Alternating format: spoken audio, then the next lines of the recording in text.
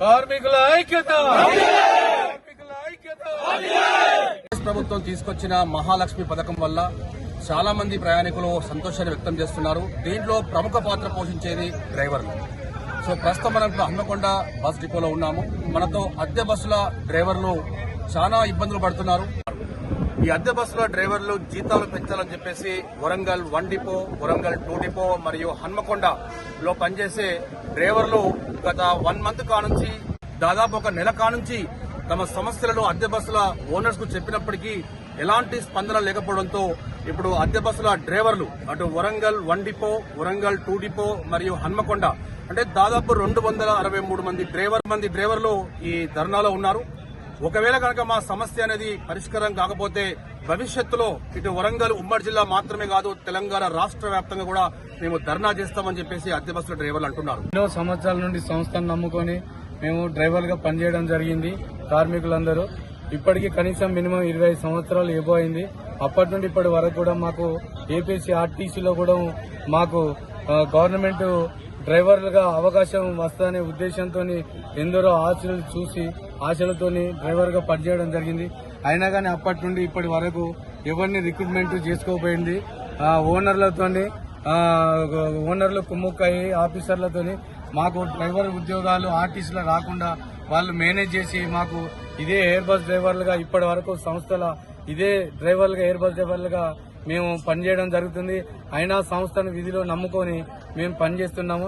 అయినా కానీ ఇప్పుడు నిత్యావసర వస్తువులు బాగా పెరగడం వల్ల మాకు ఏపీఎస్ఆర్టీ నుండి టీఎస్ఆర్టీసీ వరకు ఇప్పుడు ఏర్పడడం జరిగింది. టీఎస్ఆర్టీసీ ఏర్పడినప్పటి నుండి కూడా మహాలక్ష్మి పథకం ద్వారా సీఎం రేవంత్ రెడ్డి గారి ప్రవేశపెట్టిన మహాలక్ష్మి పథకం ద్వారా ఉచిత ప్రయాణం మహిళలకు ఇవ్వడం సంతోషకరము. అయితే దానివల్ల మేము దాన్ని మహాలక్ష్మి పథకాన్ని వ్యతిరేకించడం కాదు, మేము కూడా సంస్థల నమ్మకాన్ని పనిచేస్తున్నాము. మాకు మినిమం 20 కిలోమీటర్లు మాత్రమే బస్ పాస్ ఇవ్వడం జరిగింది సంస్థల వాళ్ళు ఇప్పుడు మహిళలు సోదరిమణులు వాళ్ళు ఏంటంటే వాళ్ళు తెలంగాణ రాష్ట్రం మొత్తం ఆధార్ కార్డు నుంచి ఉచిత ప్రయాణం వాళ్ళు ప్రయాణిస్తున్నారు. మేము బస్ ఎక్కిందంటే ఇప్పుడు మినిమము 15-20 కిలోమీటర్లు మాత్రమే ప్రయాణం చేయడం జరుగుతుంది. మిగతా కిలోమీటర్లు ప్రయాణం మా ఇళ్లలో చేయాలంటే బస్ పాస్ తీసుకోకపోవడం వల్ల వాళ్ళు ఇవ్వకపోవడం వల్ల టికెట్ పెట్టుకోవడం జరుగుతుంది.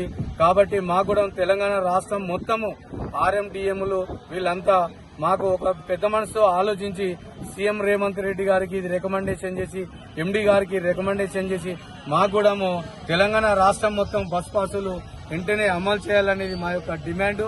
కాకపోతే ఇంకో విషయం ఏంటంటే ఇప్పుడు నిత్యావసరాలు అన్ని పెరిగినాయి.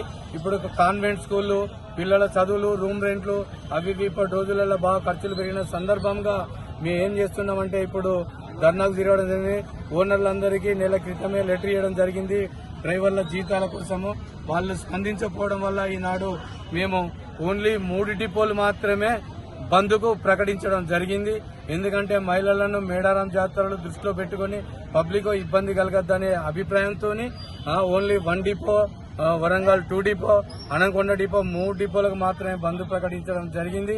ఎందుకంటే ఓనర్లను కూడా వాళ్ళని ఆలించడం జరిగింది. మహిళలు వాళ్ళు తీర్థయాత్రలో బయట మేడారం జాతర ఇబ్బంది కలగద్దని 3 డిపోలో జరిగింది.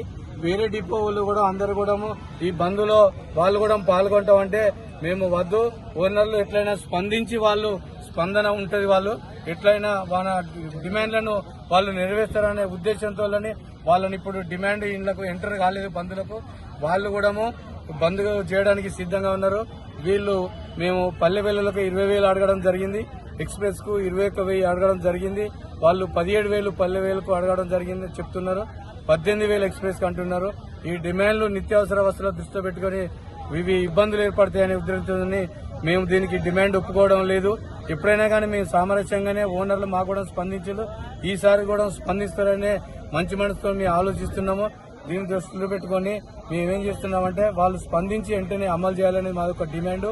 ఇంకా వేరే అన్ని డిపోలు కూడా వీళ్ళు ఇప్పుడు మాత్రం స్పందించకపోతే కడమ డిపోలు కూడా ఈ బంద్కు రేపటి నుండి బంద్లో పాల్గొనడానికి అందరూ సిద్ధంగా ఉన్నారని ఓనర్లకు నేను మరియు ఆర్టీసీ యాజమాన్యానికి ప్రభుత్వానికి కూడా ఇది దృష్టిలో పెట్టుకుని వారికి కూడా ఏదన్నా సాధక బాధకాలు ఉంటే ఓనర్లకు తీర్చి మాకు వాళ్ళు కూడా సహకరించేలా ప్రభుత్వం కూడా సహకరించి వెంటనే మాకు డిమాండ్లు నెరవేర్చాలని నేను మా అందరి కార్మికులందరి తరఫున నేను డిమాండ్ చేయడం జరిగింది.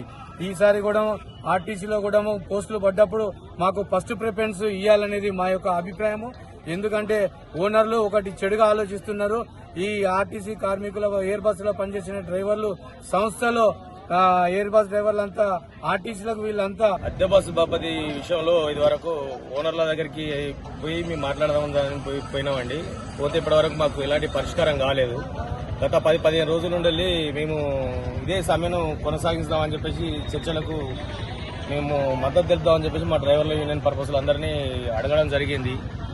విజయవంతంగా ఈ రోజున మేము అందరం కలిసి ఈ సమ్మెను కొనసాగిస్తామని చెప్పేసి స్వచ్ఛందంగా బస్సులు బంద్ చేసుకున్నాం. మాకు మేమే ఇలా ఎవరి దాపర్యం లేదు, ఎవరిది ప్రాబ్లం లేదు. Depot Warangal 1 depot, Warangal 2 depot, HNK local depot, ఈ డిపోల పర్పస్ లో మేము అందరం కలిసి స్వచ్ఛందంగా అగ్నివాచారి గ్రౌండ్ లో సంతాప సభ తెలియజేస్తున్నాము. అందువల్ల ఎవరం మేము బస్సుల మీద వేరే బస్సు బాపతి వాళ్ళు ఎవరైనా సొంతంగా వాళ్ళు పోతే వాళ్ళని ఏమో డిమాండ్ చేసి మేము ఆపడం లేదు. వాళ్ళ ఇష్టము. ఆకలి తిప్పల మాకున్నది కాబట్టి మేము వచ్చి ఈ స్వచ్ఛందంగా మేము దీన్ని బంద్ను పిలుపునిస్తున్నాము. అద్దె బస్సు డ్రైవర్లము 20 సంవత్సరాల నుంచి చేస్తున్నాము. ఎయిర్ బస్ మాకు గవర్నమెంట్ బస్సుల మీద పెట్టుకుంటారనే ఆశతో చేస్తున్నాము. ఇంతవరకు మాకు పెట్టుకోలేదు. మాకు జీతాలు డిమాండ్ ఏంటంటే వాళ్ళు 15,000 పల్లె వెలిగిస్తుండ్రు, 16,000 ఎక్స్ప్రెస్కి ఇస్తుండ్రు, 21 పల్లె వెలిగి అని, 22 ఎక్స్ప్రెస్కి అని మేము డిమాండ్ చేస్తున్నాము. బస్ పాస్ మాకు 20 కిలోమీటర్ల వరకే మినిమం ఇచ్చిర్రు. మేము తర్వాత టికెట్ పెట్టుకుని పోవాల్సి వస్తుంది. మాకు బస్ పాస్లు కూడా స్టేట్ లెవెల్లో ఇవ్వాలనేది మేము కోరుకుంటున్నాము. మా డిమాండ్లు ఏంటంటే మాకు సరిపోతలేదు జీతాలు. మేము 16 గంటలు డ్యూటీ చేస్తున్నాము. ఒక్కొక్కరు 100 కిలోమీటర్ల నుంచి వెళ్ళి వస్తున్నాం ఇక్కడికి. మాకు 20 కిలోమీటర్ల వరకే బస్ పాస్ వెళ్తుంది. మా ఈ కోరికలు వెంటనే నెరవేర్చాలనేది మా డిమాండ్. కార్మికుల ఐక్యత, కార్మికుల ఐక్యత, వెంటనే డిమాండ్, కార్మికుల డిమాండ్ వెంటనే, జీతాలు వెంటనే, జీతాలు వెంటనే, కార్మికుల డిమాండ్ వెంటనే, బస్ పాసులు వెంటనే, బస్ పాస్ వెంటనే, కార్మికుల సాధక పథకాలు వెంటనే, సాధక పథకాలు వెంటనే, జీతాలు వెంటనే, జీతాలు వెంటనే, కార్మికుల ఐక్యత, కార్మికుల ఐక్యత, కార్మికుల ఐక్యత, కార్మికుల ఐక్యత.